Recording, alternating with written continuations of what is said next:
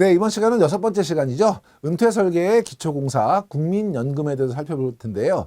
결과적으로는 저희가 은퇴설계의 가장 핵심이라고 할 수 있는 3층 보장 은퇴설계의 첫 번째인 이제 우리 국민연금에 대한 1층 보장에 대한 부분을 같이 한번 살펴보도록 하겠습니다. 저희가 이제 은퇴설계도 마찬가지지만 거의 대부분이 이제 어떤 보장에 대한 이야기를 할 때는 3층 보장이다라는 이야기를 많이 드려요. 3층 보장은 그림에 보시는 것처럼 1층은 이제 나라에서 준비하고 있는 공적 연금이에요. 우리나라 대부분의 국민들은 이제 국민연금이라고 하는 제도를 활용하고 있고, 국민연금보다 좀 먼저 만들어져서 특수 직군에 근무하시는 분들 있죠. 공무원, 그다음에 사립학교 교직원, 그다음에 군인, 이런 분들은 별도의 연금을 가지고 계세요. 이렇게 국민연금과 특수직역연금 요거를 합쳐서 저희가 공적연금 1층 보장이라고 하고요. 이 공적연금은 굉장히 두텁게 나라에서 보장을 하고 있지만 보장 수준은 최소 생활비, 최저 생계비 정도를 보장하는 수준으로 이해하시면 되고요.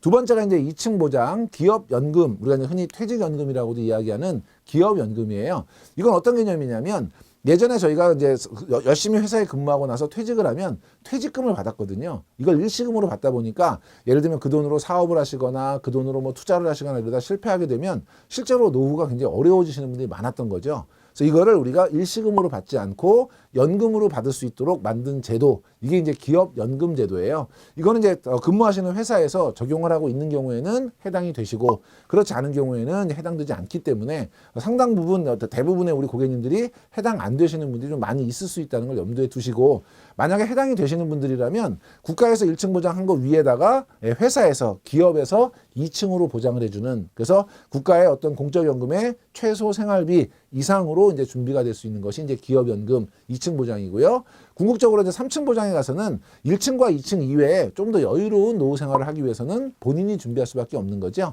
그래서 우리 개인들이 준비하는 개인연금에서 세금 혜택을 받을 수 있는 세제 적격 연금과 세금 혜택을 받지 않더라도 안정적으로 연금을 받을 수 있는 세제 비적격 연금으로 구분해서 저희가 이제 1층은 나라에서 공적 연금으로, 2층은 기업에서 이제 퇴직연금으로, 3층은 개인들이 개인연금으로 준비해서 이 세 가지가 두텁게 쌓이면서 노후를 안정적으로 준비할 수 있는 구조, 이걸 저희가 3층 보장 은퇴설계라고 합니다. 오늘 저랑 같이 살펴볼 거는 1층 보장인데요. 특수직역연금 같이 다 전부 다 세부적으로 저희가 살펴볼 시간은 안 되기 때문에 대표적으로 거의 대부분의 분들이 이제 해당이 되는 국민연금을 살펴볼 거고요. 특수직역연금이 이제 개정이 됐기 때문에 국민연금의 구조하고 상당 부분 이제 비슷하게 따라와 있는 상태예요. 그래서 여러분이 국민연금만 정확하게 이해하시면 되고, 연금 자체도 저희가 연금 제도를 공부하는 것이 아니잖아요.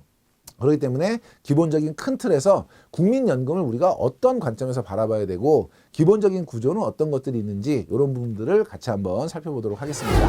자, 먼저 이제 국민연금의 특징을 좀 한번 살펴볼게요.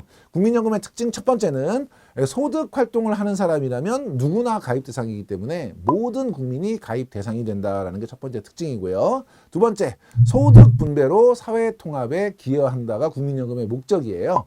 저희가 이제 최소 생계비라고 말씀을 드렸던 이유가 뭐냐면 국민연금은 국민들의 안정적인 노후 생활 보장도 중요하지만 그것보다 또 더 중요한 궁극적인 목적 자체가 소득 재분배예요. 세대 내에서 고소득층과 저소득층 간의 어떤 소득 분배가 이루어지고요. 또 세대 간의, 또 미래 세대와 노인 세대 간의 어떤 소득 분배, 이런 것들을 기본적인 목적으로 하고 있다라고 이해해 주시면 될 것 같고요. 세 번째, 국가가 운영하는 연금관리공단에서 운영하기 때문에 국가가 망하지 않는 한 연금 지급은 어떻게든 보장은 된다는 게 이제 안정성 측면에서 굉장히 좋은 그런 특징이겠고요. 네 번째, 단순히 연령이 증가해서 받는 노령연금 이외에도 장애를 입었을 때는 장애연금이라든지 연금 수급자가 사망했을 때는 남아있는 가족에게 유족연금이라든지 이런 다양한 혜택들이 있기 때문에 그런 혜택들을 잘 기억했다가 고객님들 만날 때 상황에 맞도록 컨설팅을 해주시면 될 것 같고요. 그리고 마지막에 물가가 오른 만큼 연금액이 많아질 수 있도록, 그래서 과거의 보험료 납부소득에다가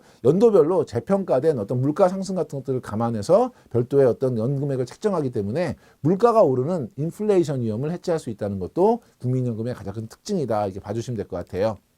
자, 국민연금의 기본적인 보험료나 보험료율은요, 위에 이제 표해 보시는 것처럼 국민연금 보험료는 가입자의 기준소득월액. 그래서 기준소득월액은 그 밑에 보시면 가입자가 신고한 소득월액이에요. 그래서 가장 최소 27만 원부터 가장 최고 421만 원까지 단계별로 기준소득월액을 정하고요. 그 월액에다가 곱하기 보험료율에서 보험료를 내시게 돼요.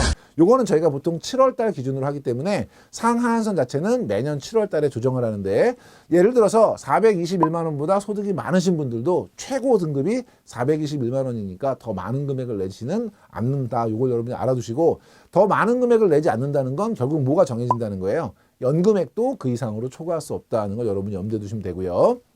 두 번째, 보험료율은요, 우리가 사업장 가입자, 그래서 이제 회사나 이런 데 근무하시는 분들은 회사가 4.5, 그 다음에 개인이 4.5, 합해서 이제 9.0%를 보험료를 내시게 되고요. 그러니까 아까 우리 기준소득 월액 곱하기 9.0 해서 이제 보험료가 결정이 되는 것이고, 만약에 지역 가입자나 이미 가입자 또는 뭐 이미 계속 가입자 이런 경우에는 그 9%를 전액 본인이 부담하도록 돼 있어요. 그러니까 사업장에서만 사용자가 4.5, 개인이 4.5고 나머지 사업장 가입자가 아니신 분들은 본인이 9% 정도를 부담한다. 기억해 두시고, 연금보험료에 대한 소득공제가 있는데요. 본인이 부담한 연금보험료 전액, 그래서 국민연금은 내신 것 전액을 소득에서 공제해 주기 때문에 세금 측면에서 혜택이 있다는 것도 알아두시면 좋겠고요. 그럼 급여는 어떻게 나가느냐? 가장 대표적인 급여가 이제 노령연금이라는 급여죠. 그래서 노령연금은 기본 연금액, 우리가 책정된 금액이 있고요. 여기다가 지급률을 곱해주고 플러스 가족연금액 해가지고 부양가족연금액이죠. 그래서 부양가족연금액은 저희가 가족 수당의 개념으로 지급하는 연금액이에요. 노령연금은요, 기본적으로 기본 연금액은 우리가 그 조건이 3가지가 있어요. 첫째, 가입 기간이 20년 이상이셔야 되고요. 연세가 60세 이상이 되셔야 되고, 그리고 소득이 없는 경우에 저희가 기본 연금액 100%를 지급해 드려요. 그런데 만약에 가입 기간 감액이라 해서 가입 기간이 20년이 안 되신 분들 있잖아요.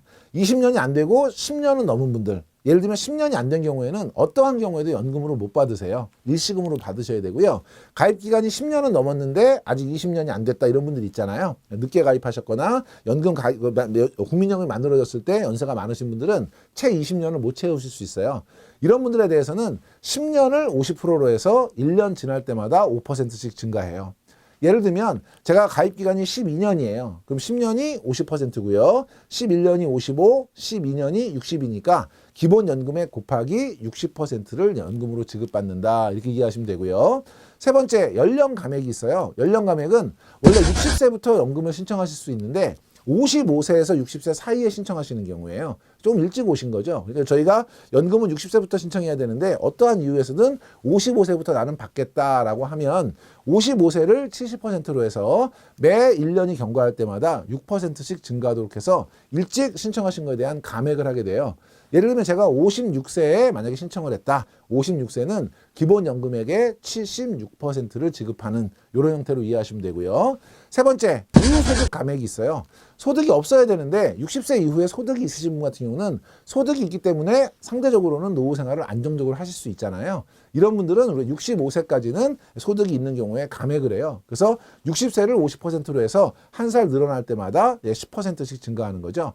예를 들면 제가 63세인데 소득이 있어요. 그럼 60세가 50이니까 61세 60, 그 다음에 62세 70, 63세에는 기본연금액의 80%가 지급이 되는 이런 형태입니다. 그래서 기본연금액을 정해주고요. 가입기간이 20년 넘었는지 확인해서 20년이 안 되면 10년에서 20년 사이에 감액률을 적용하고, 그 다음에 60세가 넘었는지를 확인해서 60세가 안 된 경우에는 55세에서 60세 사이에 감액률을 적용하고, 세 번째, 소득이 있는지 없는지를 판단해서 소득이 있으신 경우에는 나이에 따라서 65세까지 감액률을 적용하고, 이런 식으로 해서 기본연금액 곱하기 지급률이 결정이 되면 그 지급률이 지급이 되고요.